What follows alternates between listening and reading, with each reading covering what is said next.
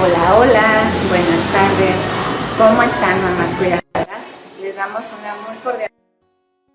Ahora vez vamos a tener aquí a nuestra invitada al lado en vivo y en directo con nosotros. Bienvenida, Clau. Hola, buenas tardes. Muchas gracias por invitarme. Muchas gracias a ti. Bueno, les platico, tuvimos la opción de podernos venir hoy un ratito a este café para poder platicar en vivo y en directo ahora las dos juntas. Y bueno, también abordar hoy que es un día especial el tema de los cuidados de discapacidad y en este caso la historia de Clau y de Gabriel, de cómo se conoce la condición de Gabriel, el camino por el que pasaron como familia y bueno, hacemos una mención y un agradecimiento también a su mamá que nos está acompañando, no se ve en la cámara, pero está con nosotros y pues bueno, vamos a empezar agradeciéndoles, invitándonos también a dejarles sus mensajes a Clau. Yo soy Mariana, ya me conocen y bueno, este es el programa, el primero en vivo juntas, invitada y conductora y pues bueno, empecemos. ¿Cómo estás? ¿Cómo te sientes hoy? Antes que nada, muchas gracias por invitarme. Créeme que para mí es un honor estar contigo. Tú sabes lo importante que has sido tú durante todo este proceso que he llevado con Gabriel y lo sabes porque te lo he contado. Y para mí es un honor estar aquí contigo porque has sido fundamental en esto. Has sido un ejemplo y el apoyo que me has dado, yo no tengo cómo agradecerte. De verdad. Muchas gracias por invitarme. Te admiro y te respeto mucho. Muchas gracias. Yo desde el principio te pensé en invitarte y consideré tu nombre de verdad de las primeras, pero por lo mismo de los traslados y todo, porque les platico, Clau vive en Villa de Reyes, y entonces para ella pues trasladarse, aparte de que tiene horarios de trabajo por largas, es más complicado para ella porque labora más de 8 horas al día, entonces para ella es más difícil trasladarse, aparte de que obviamente sus dos hijos y el apoyo y la familia, y bueno, ahorita no hay terapias, pero yo por eso me había detenido un poquito porque dije, estás trabajando, la pandemia, estás allá, no tenía yo también claro cada cuando veníamos a San Luis a hacer cosas, asuntos como el que me platicaron de línea, hacer otras diligencias también, pero bueno, se dio finalmente y estamos aquí. Estamos aquí y estamos con las mamás y bueno, con muchos de tus contactos que se empiezan a conectar. Aquí dice que está Alma Miranda escuchándonos. Bueno, tú los vas a conocer mejor que yo. Y porque estamos transmitiendo del tuyo, de tu live. Lupita Viña, muchas gracias por acompañarnos y pues bueno, Clau, cuéntanos, acércate un poquito más para acá a la cámara y quiero que nos cuentes primero. ¿Quién es Clau? ¿Quién era Claudia antes de ser mamá? ¿Quién era Claudia cuando estudiaba, cuando trabajaba, cuando tenía sueños, cuando tenía proyectos? Hace Antes de los tantos 6 años o a los 20 tantos, no sé. Hace varios kilos.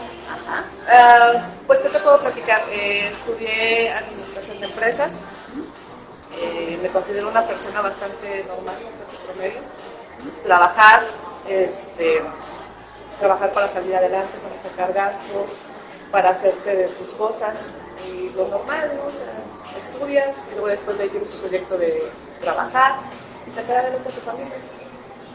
¿Tenías planes de estudiar administración desde antes o eso se dio como que después, no? No, se dio en el Inter, debido a las condiciones, escogí una carrera que consideré que me podía permitir tener una vida más tranquila.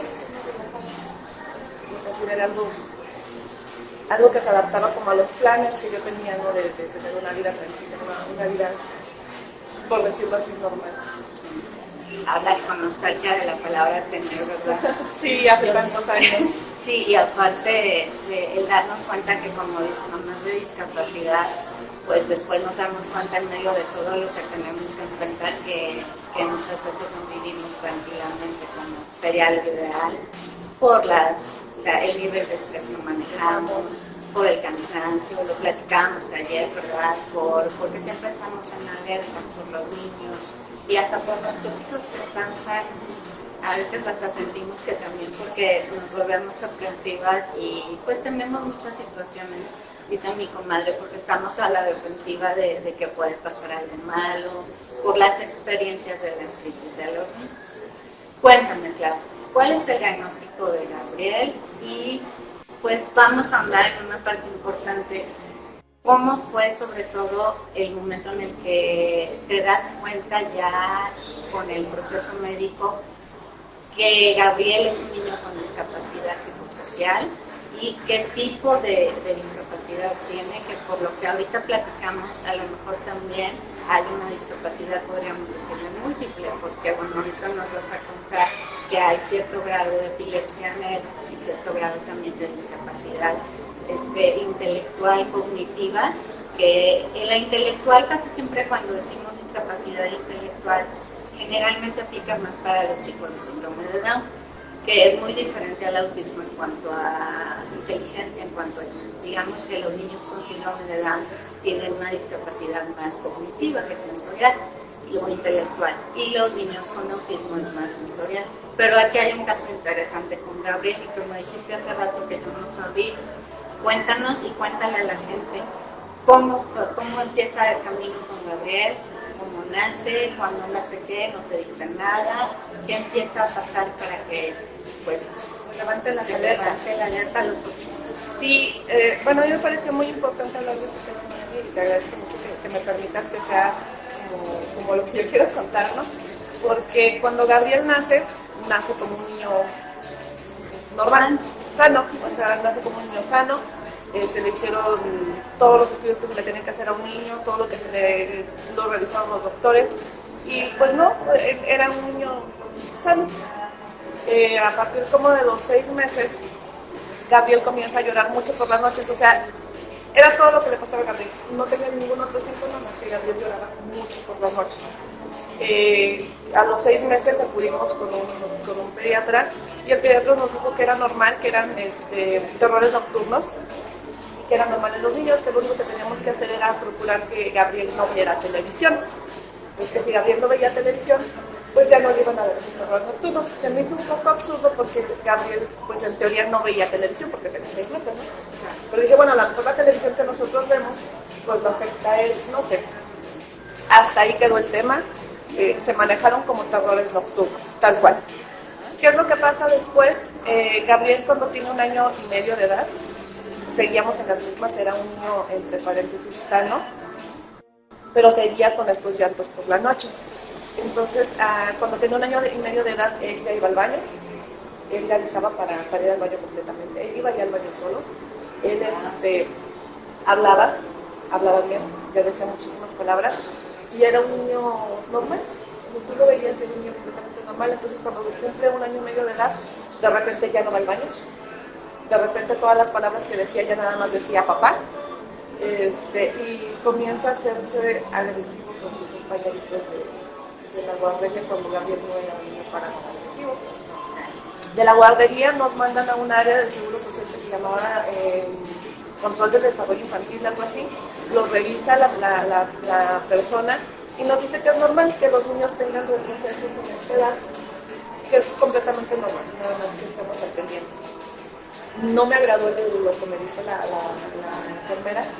Fuimos a otro doctor y el doctor nos dijo exactamente lo mismo, que era normal que tuviera este tipo de retrocesos, y le comentamos de los llantos por la noche y su respuesta fue la misma, que eran terrores nocturnos. Entonces, no había, algo que desencadenara terrores en ese momento que tú identificaras, nada. Que él te dijera que salió feo, o que tú sospecharas algo. No, para nada. Y como dejó de hablar, pues también ya como que no hubo como esa posibilidad de tratar de tener esa interacción.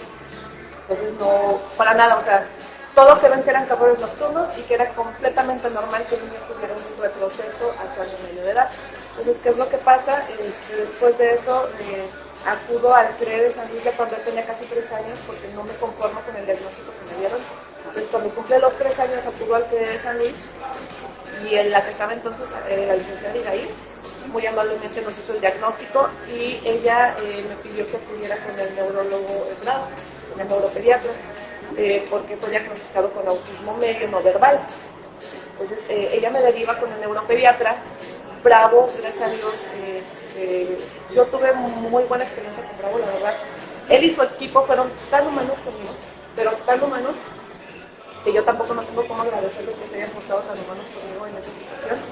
porque fue que al momento, en ese mismo instante le mandaron a hacer los estudios que requerían, y cuando salen los resultados de los estudios, una persona del equipo de Bravo me dice que lo que Gabriel sufría por las noches no eran terrores nocturnos, eran crisis epilépticas, y que en una de esas crisis epilépticas la corteza frontal del cerebro de Gabriel sufrió un daño permanente.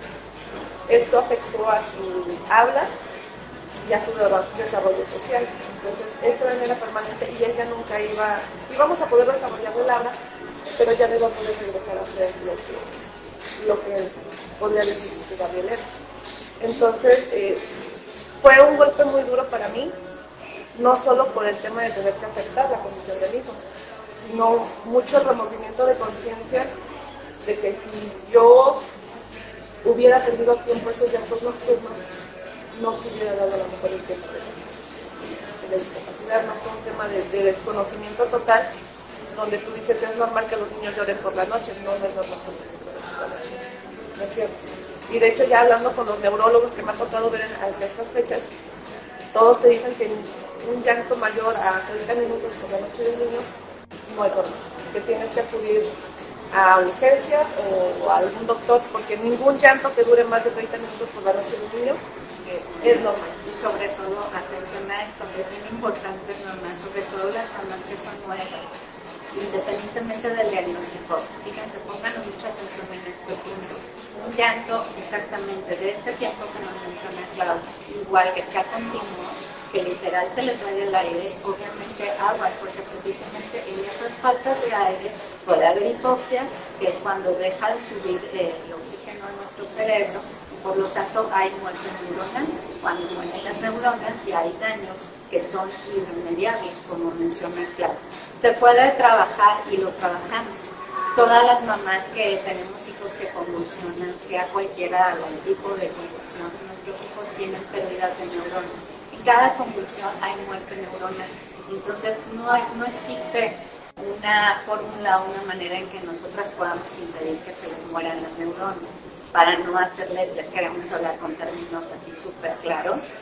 Hay convulsión, va a haber muerte neuronal obligadamente, pero depende mucho el grado de convulsión, el tipo de convulsión que sea y el tiempo que dure esa convulsión. También es muy importante la periodicidad, esto quiere decir qué tan seguido dan esas convulsiones. Yo le platicaba ahorita, Clau, que en el caso de algunos niños que llegan a convulsionar 40, 30 veces al día, y hay niños que a lo mejor en 2 semanas no convulsionan nada y de repente viene una crisis esporádica, o hay niños que diario convulsionan. Entonces hay mucho rango de variación en el tipo de convulsión, en el tiempo que les da, qué tan periódica o qué tan seguida es, o el tiempo que dura la convulsión.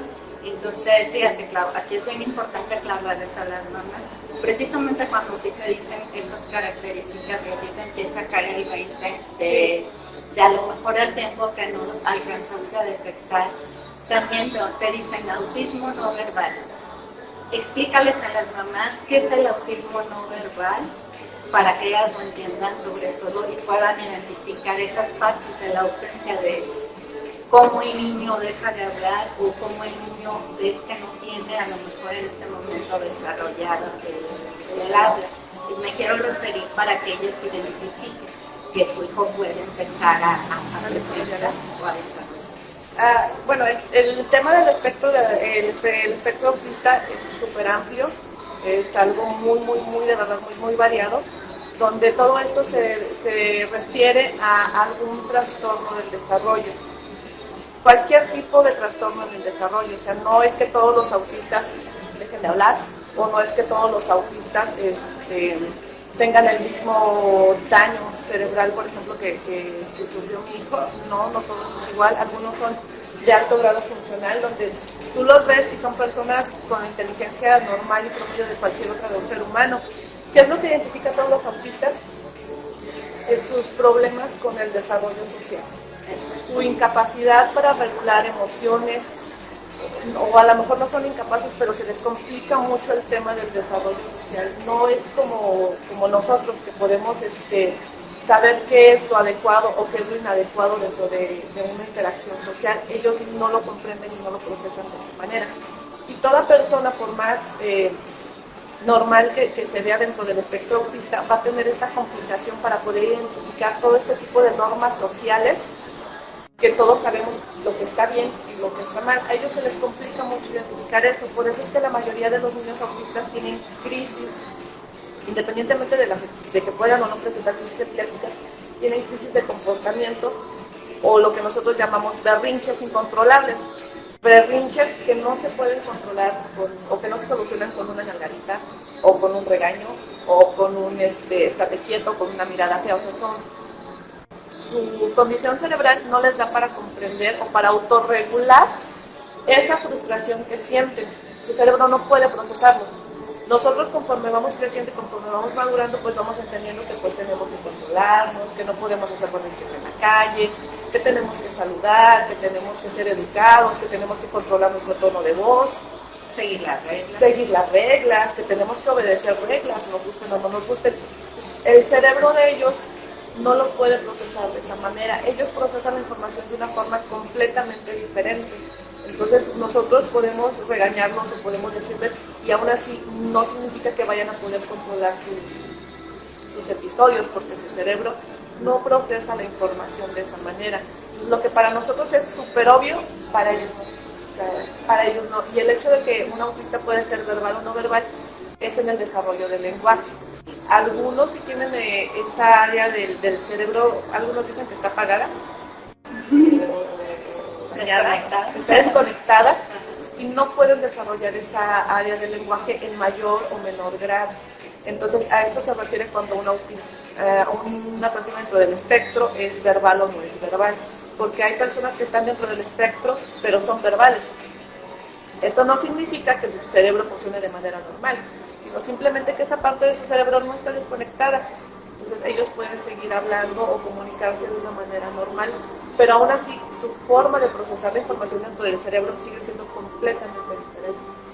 No es, o sea, no puedes llegar desde la misma manera con una persona que su cerebro funciona, que sus neurotransmisores funcionan de la misma manera. Sí, fíjate, lo acabas de decir, ahí la complejidad y por qué espectro autista. A la fecha, obviamente es la discapacidad más compleja de todas, es la más difícil de diagnosticar, te lo digo como psicóloga y lo he visto en incluso psiquiatras y neurólogos, y es la más divergente en cuanto a la variedad de cómo se presenta. Por ejemplo, la parálisis cerebral, como es mi caso, bueno, el de mi hijo, pues es muy clara, ¿no? Los síntomas son muy obvios, son muy directos, son muy evidentes, sobre todo motores. Bueno, inmediatamente notamos que no se puede caminar, que tal vez las extremidades, las piernas no responden, que se atrofian. Es muy fácil identificar, pero en el caso del espectro autista no, y por eso, por la diversidad. Entonces sí quería que Clau les hiciera, sobre todo les explicara hincapié la parte no verbal, que es una parte que en general quien no vive el autismo o no ha tenido tanto contacto le confunde mucho. Entonces no tiene nada que ver la parte verbal con lo que está pasando en cada niño. Acá adentro puede tener una crisis muy severa, pero tal vez la persona o el niño tiene facilidad, más bien menor dificultad en unos casos para interactuar, o como tú dices, para controlarse, para autorregularse. Yo la primera vez que vi una mamá en la calle con un niño con autismo, estaba muy joven yo, y lo que me llamó la atención fue que incluso la mamá le dio una paleta, y también la paleta el niño la rechazó y la aventó, cuando en ese momento uno entendería, pues ya ni siquiera un premio acepta el niño, entonces ¿qué está pasando, verdad? Cuando cualquier niño sano, pues con un premio se le puede calmar un berrinche. Lo que creemos que es un berrinche, porque la mayoría de las personas pues ven una mamá con un niño en la calle y sin saber que es autismo, si ese niño es autista, tal vez ni con un premio se va a calmar.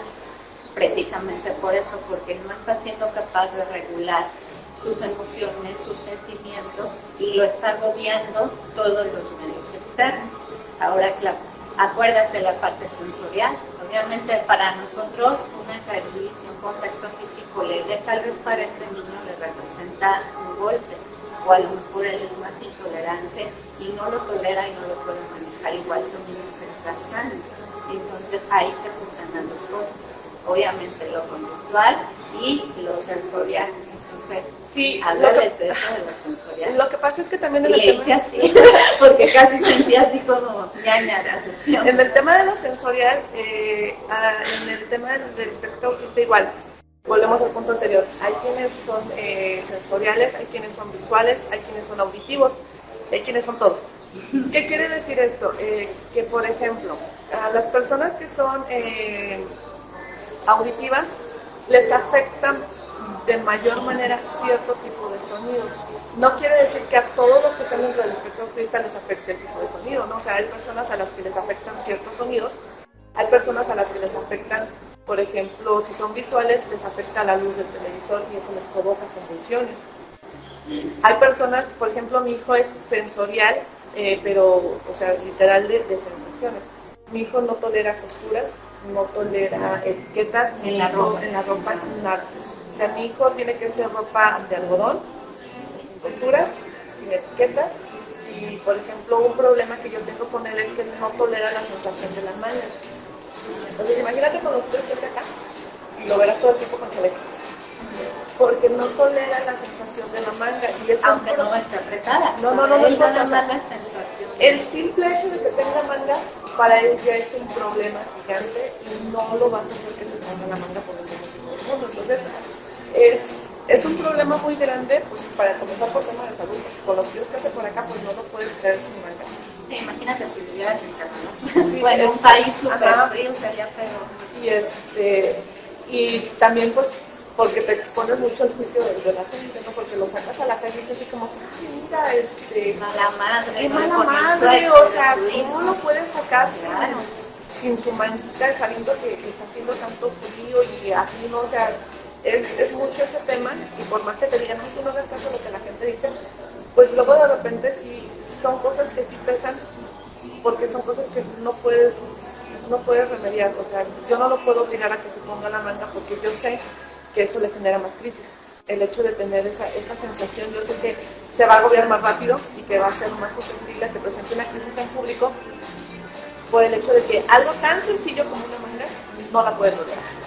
Entonces, eso pasa también, por ejemplo, con las personas que son muy sensibles al tema de los sonidos. O sea, si no es que a todos les agobien los sonidos altos, más bien son ciertos tipos de sonidos los que van a detonar estas crisis. Van a generarles estas crisis de ansiedad. ¿Por qué? Porque volvemos al punto. Si nosotros lo escuchamos alto, para ellos esa sensación de escucharlo alto es 100 veces más, entonces se agobia.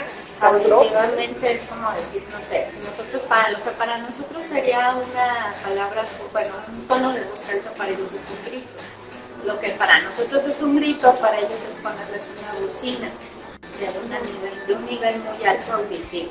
Aquí quien es audiólogo, quienes son expertos en esta cuestión, pues no sé cómo se mide decibeles, no sé amplitud, pero imagínense el grado de sensibilidad de un oído, de si me llevo a un niño con TEA a un concierto con un ruido, para él es una bomba atómica en el oído, porque va a ser incapaz y llega un momento en que su cerebro se va a cerrar, se va a atrofiar y va a desencadenar una crisis, aparte de estar en contacto con mucha gente. Y hay un sonido, un estímulo auditivo, se mezcla con uno social y con uno visual, de ver mucha gente. Entonces se van juntando todos los estímulos que ellos no toleran, que es una bomba de tiempo. Ahorita que mencionaste lo de la ropa, me acordé de Luz Elena, la conocemos. Luz Elena tiene una compañera, también mamá cuidadora. Hola Luz, porque hola, seguro Luz. Lo vas a ver ahorita, no creo, a menos que no, igual y tal vez, no sé si la tengas en contacto. Sí, a lo mejor por ahí sí nos está oyendo. Y si no, lo va a ver cuando ya editamos y grabemos. Luz es una compañera que tenemos en común, que es una mamá también con un chiquito llamado Anthony, que es un autismo, la verdad yo personalmente el más grave que he conocido en mi vida, no sé tú, claro. Pero el caso de Anthony es extremo. Anthony no se separa de su mamá, ni siquiera para que ella pueda bañarse con calma o comer. ella tiene que estar pegado él a ella, y él en particular tiene una sensibilidad extrema también a lo corporal. Sí. Y él, por ejemplo, una ocasión que fuimos a una diligencia a los juzgados familiares, no toleró la ropa, no sé si te platiqué. Sí, sí me contó. ¿Sí te platicó ella? Sí, me contó. El día que fuimos al tema de los juzgados, fuimos 4 mamás, y Anthony en la sala de espera, antes de entrar a hablar con la magistrada que hablamos, se quitó toda la ropa en la sala de espera. Ni siquiera tolera la ropa. Se quitó todo. Se quitó incluso el pañal. No tolera ni siquiera el pañal. Entonces fue muy, muy triste para nosotros y obviamente es extremadamente doloroso para mamás como Luz, que pues incluso a veces en la calle con su hijo se quita la ropa. Imagínense ver a una mamá en la calle con un niño de 5. La gente que desconoce dirá lo peor de ella, ¿verdad? Cuando ella tiene que lidiar con unas crisis conductuales tremendas de Anthony, sensoriales tremendas, y bueno, Clau nos platica, Gabriel no tolera las mangas, pero bendito Dios tolera la ropa. El caso de Anthony es más severo, ahorita nos platicas eso. Y el caso de Anthony, que yo les cuento, es extremo, es un caso que ella está requiriendo también pues atención psiquiátrica, atención, híjoles, de medicina prácticamente más paliativa por el grado de severidad. Y bueno, en tu caso, ¿cómo fue? Igual, de hecho tuvimos problemas en la guardería, porque como no toleraba la ropa, se la quitaba. La guardería, ajá, entonces imagínate al niño desnudo comiendo con la guardería en plena crisis. Tuvimos muchos problemas en la guardería, de hecho sí fue un problema muy grave, porque me lo querían sacar de la guardería. Pues sí fue así de, Emilia no puede presentarse a la guardería. Y yo, lo sacaron. Sí, ¿Y sabían el diagnóstico de él? ¿O todavía estabas en esa etapa de...? Sí, estamos en proceso de diagnóstico. A mí lo que se me hizo muy inhumano por parte, no tanto de la guardería, sino que fue una funcionaria del DIF. De hecho, no, a lo mejor no vamos a decir nombres, pero sin nombres. Tú sabes, claro, que yo inicio este proyecto con 2 propósitos. El primero, darles a las mamás y darnos, me incluyo, el espacio que merecíamos, que nadie se había atrevido a tocar, que es un espacio donde las mamás platicamos entre nosotras y también hablemos de todo lo que nos duele, lo que pensamos, lo que hemos vivido.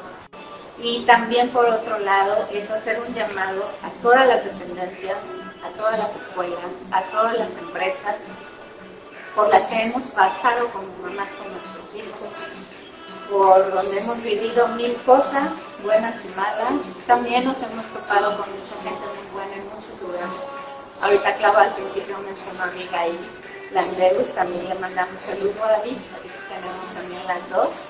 Y seguro vas a ver este programa y es una excelente psicóloga experta en autismo y bueno, y muy humana también. Muy humana que atendió a muchas mamás como Claudia y como Luz en autismo, en lo que fue autismo DIF en el CRE. Y bueno, terminó esa etapa muy complicada y ahora ella radica en Estados Unidos, pero dejó una huella en sus alumnos, dejó una huella en sus familias que ella atendió. Y yo sé, incluso me emociona porque me consta lo que vivieron mis papás, ahí conocí a Claudia, y me consta los niños también, que ahí andábamos, porque los niños eran de todos, aunque no fueran mis hijos, era como si lo fueran. Y fue un proceso muy doloroso, pero que lo más bonito fue conocernos nosotros, soy de Friedland. Y pues Abby, pues aquí está algo de lo mucho que sembraste. Entonces, ella es una gran persona, fue una gran funcionaria pública, servidora pública, pero bueno, también hay que no hace bien las cosas, por desconocimiento, por ignorancia, por apatía, por falta de interés, por simplemente porque no alcanzamos a ponernos en el lado de la vida de esa madre con ese niño, que tú como servidor público estás atendiendo un ratito, porque es tu trabajo, atenderla, hacerle un trámite, pero no te pones a pensar que tal vez tú, en tu propio hijo, puedes un día vivir una discapacidad. Como padre y como madre de familia, vivir la discapacidad las 24 horas del día sin descanso. porque tu hijo va a tener autismo, parálisis cerebral, síndrome de Down, cualquier enfermedad rara, no un ratito, la va a tener todo el tiempo, toda tu vida va a estar presente. Entonces, también ustedes, servidores públicos y funcionarios, pueden vivir la discapacidad algún día con alguno de sus hijos. Por eso los invito a ser empáticos, a tratarnos a las mamás con dignidad, con amor. Y si no se puede con amor, por lo menos con un poco de consideración, porque somos humanos y todos venimos a aprender y todos podemos vivir la discapacidad un día y cambiar la vida. A mí, en lo particular, me cambió, mi hijo adquirió la discapacidad. Y en el caso de Clau, pues podríamos decir que nos quedamos en el limbo porque sí, no, ¿verdad? Por cómo fueron las cosas. ¿Qué pasa con esa persona? Fue la que fue a la guardería y estaba solicitando que sacaran a la niña. Pero ella era una funcionaria. Sí, era una trabajadora social del DIF. Entonces un día que fue a hacer una revisión, le tocó desafortunadamente estar durante una de las crisis de Gabriel donde se quitó la ropa y estaba solicitando, o sea, ella explícitamente estaba solicitando que se sacara el niño de la guardería. Entonces se me hizo muy inhumano. Yo entiendo toda esta parte de que pues es complicado a lo mejor para los niños que no tienen esa condición convivir con un niño con esa condición. O sea, sí lo comprendo, no es como que quiera beneficios para mí. No, y si es difícil para los adultos sin conocer, imagínate para los niños. O sea, ¿cómo podemos, verdad, que el niño se adapte y entienda cuando para ellos pues les genera mucho miedo? Sea un adulto, a un niño más. Pero sí se me hizo muy inhumano, sí, porque nunca tuvo como la delicadeza de enterarse cuál era la situación de Gabriel o como cuál era su condición, nada, o sea, fue así como que se saque, sí fue un proyecto muy fuerte. Al final mi mamá y yo decidimos sacarlo de la guardería para evitar que se hiciera un problema mayor. ¿Tú cómo te enteraste de eso? ¿Estabas en ese momento ahí? No. ¿Cómo te enteras de eso? Pues mi mamá ya nada más me informó que ya no íbamos a poder llevar al niño a la guardería, que porque la persona del DIF, ¿verdad? Estaba haciendo, que dijo que si no iba a meter un escrito para solicitar que el niño ya no fuera, porque no podía convivir al niño con nosotros niños. Entonces sí, se me hizo muy inhumano. Yo lo consideré muy inhumano, aparte que no creo que sea pues no, para empezar es un acto 100% discriminatorio. O sea, es la primera palabra que nos brinca y es discriminación, elitismo y vamos, híjoles, trabajo social. Pues yo creo que aparte de mi profesión de psicología, incluso antes que psicología, pues trabajo social es la primera carrera de área social que nos enseña a amar, a cuidar, a ser empáticos, a ver por las necesidades de todos. Entendemos que ella tenía que velar por la comunidad, por todos los niños, por la escuela, por su trabajo, pero hay límites. Y en ese momento no te hablaron contigo, no intentaron primero la escuela, incluso ella, solamente te dicen, ya no puede pasar. Sí. Y entonces, digo, ya platicándolo con mi mamá, sí decidimos hablarlo porque también dijimos, bueno, mira, no más problemas, igual también los niños, como tú comentas, la realidad es que los niños se asustan con este tipo de condiciones, lo entendimos y lo procesamos como tal, y también por eso que decidimos sacarlo de la guardería, para evitar como todo este rollo, pero a final de cuentas, yo sí me pongo a pensar y digo, bueno, yo tengo una red de apoyo que es mi mamá, gracias a Dios yo tengo una red de apoyo que es mi mamá, pero todas esas mamás que no tienen esa red de apoyo, que tú sabes, que son muchas, imagínate que tienes que trabajar y un día llegas a la guardería y te dicen, ¿sabes qué? Ya no puedo estar así. A ver cómo le haces, pero ya no puedes estar así, te lo quedas y tú teniendo que trabajar. O sea, yo considero que es completamente inhumano porque no sabes si tienen una red de apoyo o no tienen una red de apoyo. O sea, yo gracias a Dios tengo mi mamá, pero todas esas personas que no tienen una mamá, ahí tienes una enfrente de ti. Así es. Si algo me ha costado mucho es no tener a mi mamá para apoyarme, desgraciadamente por su enfermedad. Les platico para quien no sabe, ella tiene un trastorno depresivo mayor desde que yo soy muy chiquita. Y está viva, bendito Dios, mi mamá quiere mucho a sus nietos, pero no ha podido apoyarme con mis hijos nunca. Entonces a mí me tocó apoyarla a ella en medida de lo que pude. Y recuerdo una ocasión que le llevé a mi hija para ir al cine y ya se la dejé comida, o sea, no tenía más que observarla y interactuar con ella, no se la dejé complicada, no pudo. para ella por su condición psiquiátrica le estresó mucho y me habló y yo tenía 10 minutos que había entrado a la función y tenía años que no había salido ni a la esquina y sí, lo reconozco en ese momento me enojé mucho tontamente porque yo no alcanzaba en ese momento a entender que mi mamá no podía con la responsabilidad, lo entendí con el tiempo. Entonces, yo la verdad, la maternidad, si me preguntan qué ha sido lo más doloroso, ha sido no tener apoyo para cuidar a mis hijos. Y en el caso de Matías, 20 veces más. Porque pues desde que mi hijo adquirió la discapacidad, mi vida se fue modificando al grado de que al final estos últimos años me generó muchos conflictos dentro de mi trabajo por la necesidad de pedir permisos, de salir, de estar, porque no tengo quien vaya a poner a la escuela, quien vaya a mi lugar a una junta, quien me acompaña a la terapia, o quien yo le si yo no puedo, solamente. Cuando una materna sola discapacidad, claro que se le complica mucho más. Y sí, son muy bendecidas mamás las que tienen sus mamás que las apoyan, o una hermana, y quienes tienen sus parejas también muy válidos, pero yo creo que nada se compara con una mamá. Y bueno, aquí está la señora. Señora, pues que le podemos decir, la gente no la ve directamente, pero aquí está la mamá de Clau acompañándonos y me da gusto que lo digas tanto. Sí, y la verdad, también, digo, tocando el tema, regresando un poquito al tema de lo sensorial, yo también te puedo decir que en lo sensorial y en la alimentación, mi mamá. El niño cuando llegamos a casa, cuando regresamos a casa de mi mamá, el niño, por lo mismo de que no tolera las texturas, el niño nada más era capaz de comer, ¿qué comía? Frijoles, ¿verdad? No. Y si volvíamos más comer frijoles. No, no le gustaba sopa. Sopa. Era sopita y, bueno, frijoles, pero de cierto tipo de frijoles. Guisados de cierta manera, y era lo único que comía. El niño no comía nada más porque no toleraba las texturas en la boca, le daban asco, le daban ganas de vomitar y comenzaba así como con sus crisis. Y con el tema de la ropa era lo mismo. Entonces, yo sí te puedo decir, mi mamá lo sabe, que si mi niño avanzó tanto en ese tema fue por mi mamá.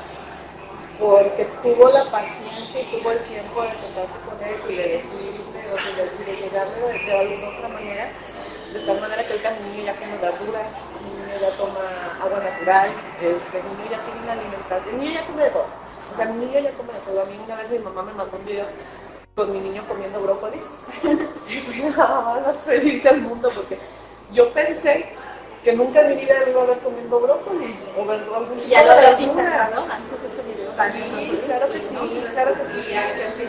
Sí, no, era, si le dabas era como que la ansiedad de vomitar. La ansiedad de vomitar y la ansiedad de vomitar no le gustaba o entrar en crisis, que simplemente era un no y no comía, prefería quedarse con hambre a comer lo que le estaba dando.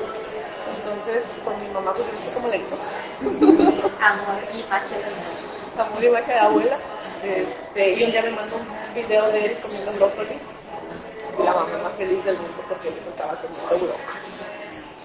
No te lo puedo describir.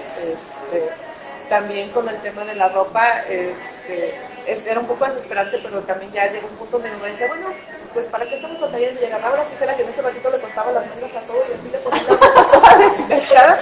Le hizo saludos automáticos, no sin chamarras, todas de comida. Ya salí con sus camisas todas deshilachadas.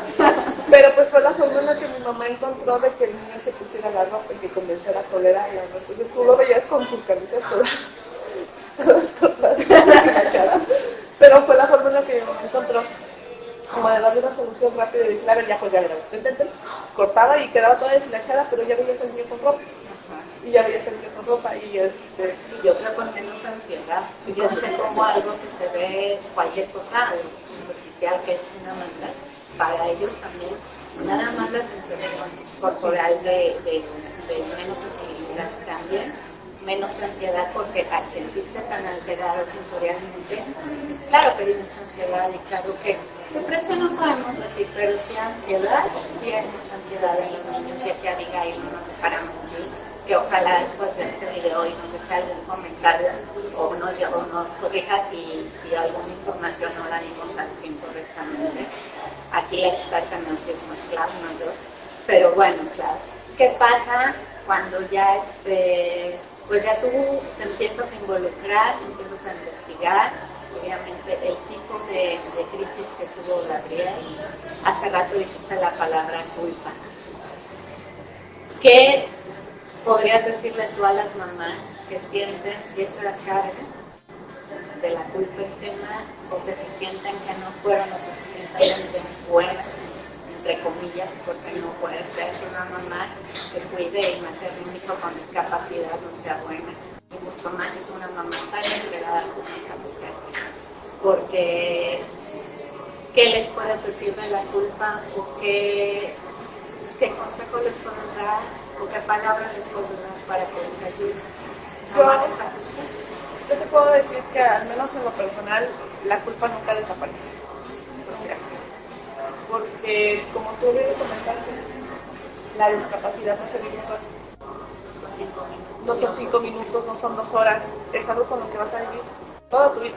Entonces, mientras la discapacidad esté ahí, tú vas a tener la culpa y te va a quedar el gusanito de y si hubiera, todo el tiempo va a estar la culpa y yo creo que lo único que nos queda es tratar de hacer lo mejor para nuestros hijos, tratar de dar nuestro mayor esfuerzo, tenerles mucha paciencia, porque la verdad es que somos seres humanos, como lo acabas de comentar, también somos seres humanos, también de repente se nos va la paciencia, también de repente nos cansamos, y bastante, y no te queda más que tratar de, cuando te llegan esos momentos de que sientes que ya no puedes, pues tratar de seguir y de pensar que de todas maneras tienes que continuar. Y eso es lo que te va a mantener a flote y lo que va a poder mantener un poquito a raya la culpa de decir, pues no sé si hubiera, pero ahorita sí estoy consciente de lo que está pasando y ahorita estoy haciendo lo mejor que puedo por mí. O sea, el pasado no sé si pude haberlo hecho mejor, no sé si pude haberlo evitado, no lo sé, nunca lo voy a saber, pero sí sé que ahorita estoy consciente de la condición que tiene mi hijo y ahorita yo trato de decidir lo mejor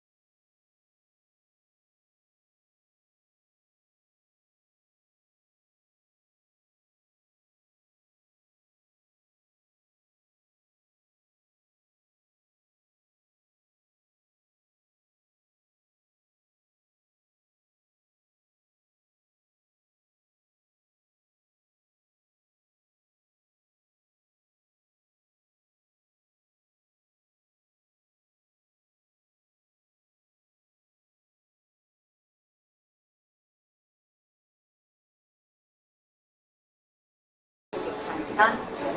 En este caso, hablemos de tu otra mitad, de tu hija. Cuéntanos de tu hija, cómo se llama, qué ha vivido ella o qué has sentido tú que ha alcanzado a vivir con la discapacidad de su hermano. ¿Cuántos años tiene? ¿Cómo se llama? Y la mandamos es mi niña mayor, se llama Mildred, tiene 16 años, a punto de los 17. Está unos meses de cumplir los 17 años. Yo lo que te puedo decir de ella ha sido también un proceso de transformación para ella, sobre todo porque le tocó vivir esta etapa con Gabriel en lo que es la etapa más complicada de la vida, la pubertad y la adolescencia, donde, como el término lo dice, adolescencia, ¿no? De todo les duele, emocionalmente hablando. A mí todo me duele corporalmente y emocionalmente. Y a ellos emocionalmente. Mamá, tienes 40 y parece que tienes 80. De hecho, ayer me dijo mi hija, tiene más energía mi abuelita que tú y tiene 82 años. La verdad sí, mi suegra, ya no es mi suegra, reconoció que es una señora con una, la verdad, se mantiene muy activa, aparte corría maratones, y fue una señora muy sana de joven, y a la fecha es una señora que lleva su edad, claro que nadie le cree la edad que tiene, y yo a veces sí me siento que con ganas de hablarle y decirle, señora, ¿me puede dar la receta para llegar como usted a su edad con esa vitalidad? O sea, de verdad, lo vivimos así, lo sentimos esos periodos de agotamiento. Nos estabas platicando de mí. Entonces, sí ha sido un proceso de transformación para ella. Y yo también lo que te puedo decir de Mildred es que también, sin su apoyo yo no podría. Yo sé, y fíjate que es bien complicado, que fue lo que platicábamos ayer. Es bien complicado porque por un lado está el hecho de que no es su responsabilidad, porque no es su responsabilidad, es su hermano, no es su responsabilidad. Pero está también esta otra parte donde dices, se tiene que ser consciente de que somos familia, que es parte de ser familia este apoyo, ¿no? O sea, no puede hacerse como, no podemos hacerla, o no puedo yo también, que se genere como esa situación de que se haga de la vista gorda, como que pues es mi hermano, es una carne y ella que se ve con ellos, ¿no? No es la forma en la que no me hubiera gustado criarlo. No sé si estoy bien formal, solo sé que no me hubiera gustado criarla así como desentendida de la situación de Gabriel. Y es muy complicado porque por un lado sí quieres que le quede claro que no es su responsabilidad, que no está obligada a cuidarlo ni a ver por él, pero por otro lado también no quieres como que se desentienda, como que omita, sobre todo en todo, en la realidad, en la presencia de su hermano y emocionalmente, porque eso tú y yo lo tenemos en común, estamos maternando un niño y una niña sana, mayor, que su hermano niño menor con discapacidad. Tu hija ya es una jovencita, parece que mi hija tiene 13 años, pero cuando su hermano adquirió la discapacidad tenía 4, iba acabando el quinto. Entonces a mi hija también le tocó de golpe, pues que un día ya no llegó su mamá por ella a la guardería, perdón, a la guardería del kinder, llegó su tío, porque en ese momento su hermano estaba llegando al hospital con crisis convulsiva para entrar al área de choque. Entonces mi hija, pues un día llegó el tío y le dijo, tu hermano está en el hospital. Y o sea, yo hablé con ella hasta el día siguiente, porque el primer día fue caótico para mí, fue arreglar todo lo legal, con médico de mi hijo, trámites, y al día siguiente solo por teléfono le pude decir, tu hermano tuvo un accidente y vamos a estar un tiempo en el hospital, te vas a quedar con tu abuelita. La suegra que les platicaba, la ex suegra, que es muy dinámica, le agradezco y siempre le voy a agradecer que ha sido y es una gran abuela, independientemente de mi separación con su hijo y del matrimonio fallido. Vivió con ella, con su abuela, en lo que pues yo estaba en el hospital viviendo, porque cuando tienes un hijo hospitalizado y más tan grave, vives en un hospital, nada más vas a bañarte o cuando mucho a dormir un ratito, y eso yo no quería ir, bueno, me obligaban, iban por mí, me llevaban a que me bañara, me daban un clonazepam y me vigilaban. Generalmente mi familia se encargaba de alimentarme y mis amigas de asegurarse que me fuera a dormir cada tercer día en mi casa, porque fue imposible que diario yo no me quería quitar de ahí. Y aparte había que también cuidar al que no entonces era mi marido, porque pues por la culpa traía un grado de riesgo de suicidio importante en él. Y pues también ahí lo estábamos cuidando, que no consumara un suicidio, porque pues, se sentía muy culpable. Al final, mi hija le cambió la vida y tuvo que, en el camino, a 8 años de diferencia, ser la aliada de su mamá, la compañera de su mamá. Ella dice que mi compinche, o sea, de nuestra mitad, porque a veces a mí me ha costado incluso ser una mamá más estricta con mi hija, porque yo siento que le debo mucho, por lo gran hermana que es y por lo que se ha comprometido a ayudarme a cuidar a su hermano. Sin que yo me lo propusiera, yo creo que te pasó algo parecido. En ningún momento nosotras dijimos, Mildred y Fernanda van a ayudarnos a sus hermanos. Ni siquiera lo planeamos. Yo creo que cuando menos nos dimos cuenta, las niñas se empaparon solas. No sé si tú alguna vez te sentaste como tal con Mildred a darle clases, a explicarle lo que era el autismo o a guiarla, porque por lo menos yo pensé, ¿no? Cuando menos me di cuenta, ella ya estaba leyendo un libro, o ya se metió en internet, o iban a darle terapia y se quedaba sentada viendo.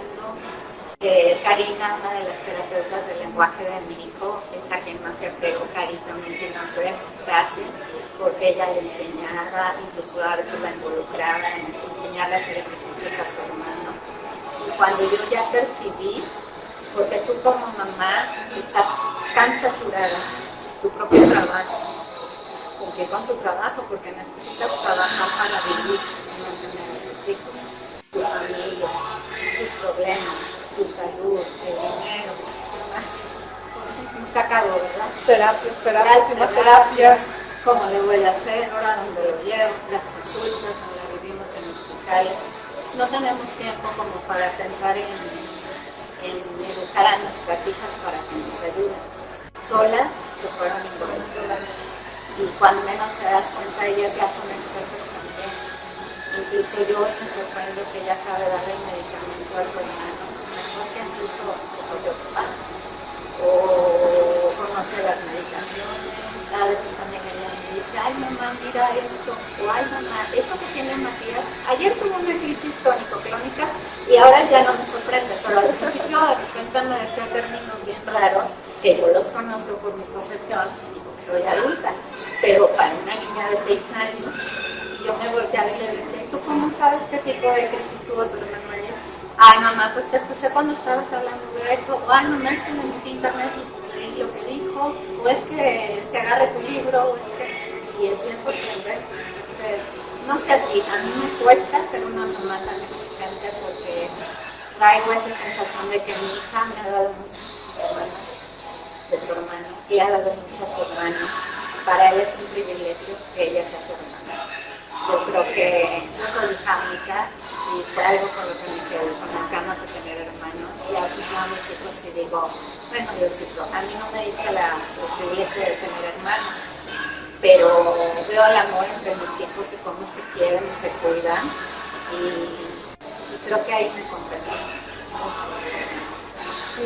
Y bueno, yo no he visto juntos a tus hijos como tal, pero por las fotos que he visto y por a Mildred la conocí rápido personalmente, pues no creo que sea de eso. No, la verdad, que soy sincera, María, yo también. Sin mi mamá y sin Mildred, yo no podría. Yo no ¿Quieres podría. decirle algo a Mildred ahorita o cuando ve este programa, si es que no lo está viendo? Te amo, princesa. Gracias por todo tu apoyo. Yo no podría. Sin mi mamá y sin Mildred, te lo juro que yo no podría. No podría. Así de sencillo, no podría. Mi mamá ha sido fundamental en todos los avances que ha tenido Gabriel, en todos, en la comida, en el habla. Yo te puedo decir que Gabriel aprendió a decir mamá por mi mamá. Porque Gabriel ya tenía 3 años y medio y lo único que decía era papá.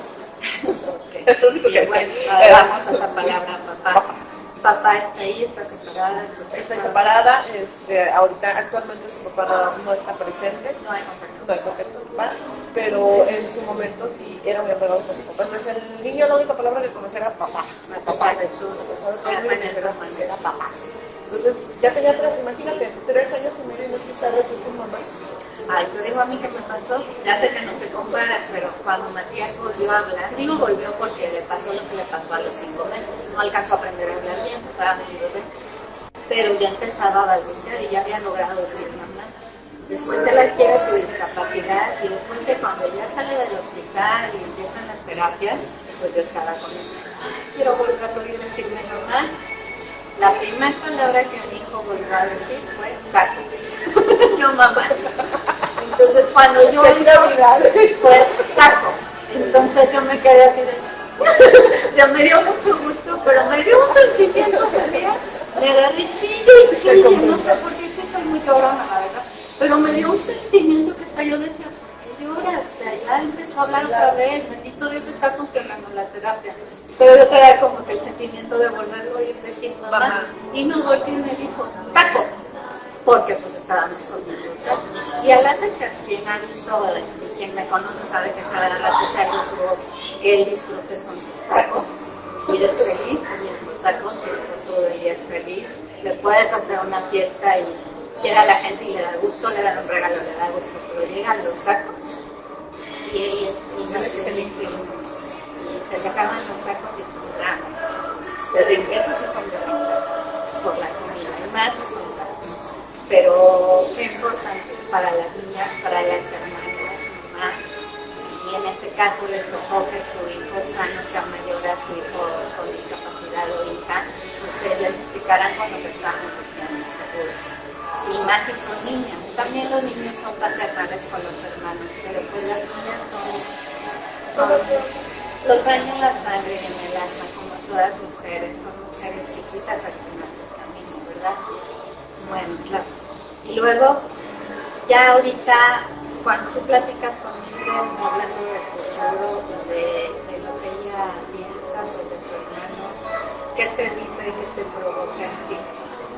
Fíjate que sí lo hemos platicado sobre todo por la edad, de que cuando le rebasando los 20 en cualquier momento ella con justa razón pues iba a querer tomar decisiones ya sola, Sí, fíjate que sí lo hemos platicado mucho, estamos muy conscientes de eso y ahorita lo que traemos es como una carrera a contratiempo para tratar de aprovechar todo este tiempo que ella puede estar a mi lado y tratar de darle a Gabriel las mayores armas posibles para que algún día pueda ser un adulto independiente. No sabemos si lo va a hacer, lo desconozco, pero no nos queda más que tratar de darle todas las armas posibles para que algún día sea un adulto independiente, porque sí es algo que yo quiero que nunca tenga una vida. ¿Por qué crees que es tan importante que nosotras como mamás no traspasemos esa línea tan delgada de apoyarnos en nuestras hijas, instruirlas, involucrarlas, pero respetar su propia vida y respetar sus derechos a crecer, a alejarse si es necesario? Porque yo, por ejemplo, en particular con Fer, ella dice que no se quiere casar, no sé, tiene 13 años, a lo mejor mañana me dice otra cosa. Pero yo acá entre nosotros, como la veo y como la conozco, yo no la veo como tal de adquirir un compromiso, yo más bien la veo con un espíritu muy aventurero. Yo me independicé y aprendí a vivir sola mucho antes de casarme a los 18 años. Pero siento que mi hija va a ser una niña que va a querer independizarse, volar, estudiar, aparte no tiene miedo a nada, ella quiere conocer, viajar, es muy arriesgada. Entonces, no cortarles esas alas y permitirles, ¿sabes qué? Vives con nosotros, somos una parte simbiótica, porque son nuestra otra parte en el cuidado, pero respeto tu vida, respeto tu derecho a volar, respeto tus decisiones cuando ya las vayas a tomar. Y ten la seguridad, se los digo a mi hija, de verdad, te lo digo de corazón, porque tu mami me lo ha dicho, y por lo que yo intuyo, y a mi hija se lo he dicho, Fernanda, no les vamos a cortar las alas, no vamos a permitir que ustedes no vivan su propia vida y que se queden toda la vida cuidando a sus hermanos. Y si un día nosotros faltamos, tenemos, pero eso no nos va a hacer impedirles que hagan su vida. Y es que fíjate que, bueno, al menos a mí también me pasa mucho con Fer, que prácticamente dejas de ser mamá de dos para convertirte en mamá de uno y ella deja de ser tu hija para convertirse en tu apoyo. Entonces, yo algo que he platicado de verdad mucho con mi es ese hecho de decirle, ¿sabes qué? Me estás pudiendo ahorita. Te lo agradezco mucho, pero el día de mañana tú tienes que continuar tu vida. O sea, entonces, todo el apoyo.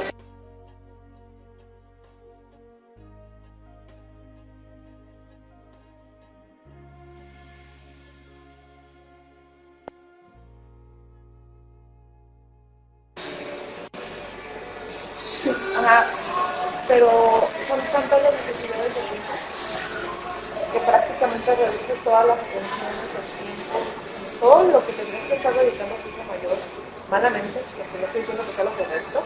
Es correcto, no es correcto. Tampoco hay una intención. Claro que lo hacemos inconscientemente y todas las atenciones, la energía incluso de nosotras como mamás se centran en quien es más vulnerable por sus necesidades. Es natural. No sé, vamos a compararnos con una leona, ¿no? Tiene 2 cachorritos y ve que se acerca un animal, el que quieras, una llana. Y siempre va la mamá leona a proteger al cachorro al que ve que está en peligro en ese momento. Por instinto.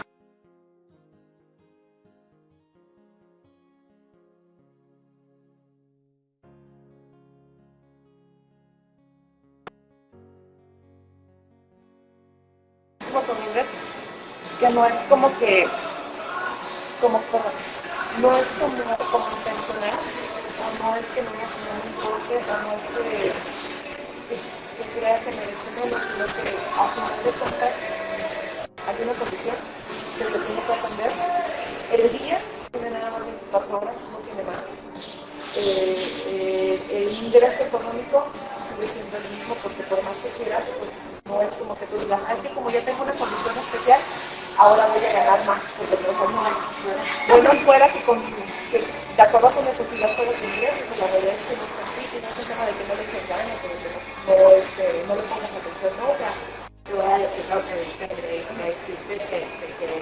que Romano nos dice mucha gana, pues es un saludo a nuestra mamá, por no decir la palabra literal, ¿verdad? Porque no quiero que luego me censuren, que luego te diga que dije una palabrota, pero es eso, o sea, no se trata de ganas, y después si es una frase que no es tan buena decirla de échale ganas, porque la persona está viviendo una realidad muy difícil y en muchos casos extremos como el que les platicamos de luz insostenible, que ahí es cuando uno dice, bueno, yo le sufro, pero siempre habrá historias más dolorosas, más difíciles, más extremas que la propia, aunque también cada quien vive su drama y sus dificultades en su mundo. Entonces, pues, eso no te consuela, es decir, que otra persona está peor que tú. Eso no quita que tú te sientas mal, que te cueste pensar tu realidad. Entonces, yo al menos, yo lo veo de esa manera. O sea, yo lo mínimo que estoy tratando de asegurarme a mi hija de mañana es que esa responsabilidad no me pase a nosotros. Es algo por lo que me estoy esforzando, es algo por lo que estoy trabajando. No porque no la crea capaz, o no porque inclusive, no porque ni ella quiera, porque ella me lo ha dicho, no, pero me estás loca, ¿cómo quieres Gabriela estar conmigo y nada más que conmigo? Porque yo no voy a dejar que no me diga nada, porque es muy protectora. La realidad es que Ingrid podrá hacer lo que quiera, pero es súper protectora, y con Gabriela todavía más. Y ellos porque no estás mal, Gabriela va a estar conmigo, Panchito va a estar conmigo, pero yo sí. Al menos yo lo veo de esa manera, o sea, si ya durante todo este tiempo mismo se le redujeron recursos económicos, se le redujeron atenciones, se le redujeron todo lo que tuvo que haber tenido por el simple hecho de que está conseguida también porque al final ellos no han vivido su infancia y su adolescencia a los 100% por la condición de sus humanos. Entonces ellos, yo por ejemplo, mi hija me dice, ay, regáñala más, no la consientas tanto. Yo la verdad en lo que más consiento a mis hijos es en la comida. O sea, si se les antoja algo, se los compro. En la comida no soy de, ay, no, eso no, porque a lo mejor no les tolera gustos muy grandes, pero, híjole, si por lo menos le puedo cumplir un antojo o una comida rica de vez en cuando que ella quiera, a mí sí, me doblo. Por ejemplo, ellas en particular, se les ha ido rebasando muchas etapas que no han vivido con total libertad. Conforme pasaba, ahorita ya son más grandes, pero al principio las fiestas, pues obviamente íbamos a las fiestas, pero su hermano su hermano en la fiesta estaba, nos teníamos que ir muy rápido. ¿Qué pausa? Lo que pasa es que ya se terminó la batería. Gracias. La persona está peor que tú. Eso no quita que tú te sientas mal, que te cueste enfrentar tu realidad. Entonces, yo al menos, yo lo veo de esa manera. O sea, yo lo mínimo que estoy tratando de asegurarle a mi hija el día de mañana es que esa responsabilidad no va a pasar a sus manos. Es algo por lo que me estoy esforzando, es algo por lo que estoy trabajando. No porque no la crea capaz, o no porque, inclusive, no porque ni ella quiera, porque ella me lo dice, no hombre mamá, estás loca, ¿cómo crees? Gabriel va a estar conmigo y nada más que conmigo, porque yo no voy a dejar que nadie le haga nada, porque es mi protectora. La realidad es que Mildred podrá hacer lo que quiera, pero es súper protectora, y con Gabriel todavía más. Y es como que no, estás mal, Gabriel va a estar conmigo, todo el tiempo va a estar conmigo, pero yo sí, al menos yo lo veo de esta manera. O sea, si ya durante todo este tiempo Mildred se le redujeron recursos económicos, se le redujeron atenciones, se le redujeron todo lo que tuvo que haber tenido por el simple hecho de ser hija. Etapas de vida también, porque al final ellos no han vivido su infancia y su adolescencia al 100% por la condición de sus hermanos. Entonces ellos, yo por ejemplo, mi hija me dice, ay, es que regáñala más, es que no la consientas tanto. Yo la verdad en lo que más consiento a mis hijos es en la comida. O sea, si se les antoja algo, se los compro. En la comida no soy de, ay, no, eso no, porque a lo mejor no les podré dar gustos muy grandes, pero híjoles, si por lo menos le puedo cumplir un antojo o una comida rica de vez en cuando que ella quiera, ay, sí, me doblo. Y por ejemplo, ellos en particular, se les ha ido arrebatando muchas etapas que no han vivido con total libertad. Conforme pasaba, ahorita ya. ¿Qué les pareció, mamás, la historia de Claudia y de Gabriel? Es fuerte, ¿verdad? Es difícil ejercer la maternidad de 2 hijos cuando eres una mujer que está soltera o divorciada, ya que no tienes redes de apoyo. Y si ustedes se dan cuenta, en este remamos hicimos un análisis muy profundo de varios aspectos que ella y yo tenemos en común. Por ejemplo, ambas estamos maternando y criando 2 niños, una niña, género femenino sana, y un niño, género masculino, un varón con discapacidad. Y nuestras hijas han sido baluarte principal en el apoyo y el cuidado de nuestros hijos, sobre todo referente a sus terapias, a acompañarnos permanentemente en sus escuelas, ayudarnos en casa, se han ido involucrando en el cuidado de sus hermanos y han ido aprendiendo de la par y prácticamente al mismo tiempo de lo que lo hemos hecho nosotros, sus mamás. Entonces, hoy quiero prácticamente dejar a la reflexión pues muchas cosas importantes sobre la mesa en ambas historias, pero sobre todo quisiera dejar a la reflexión que nos demos cuenta que si estamos maternando un hijo con discapacidad, es muy importante tomar en cuenta 2 puntos bien importantes.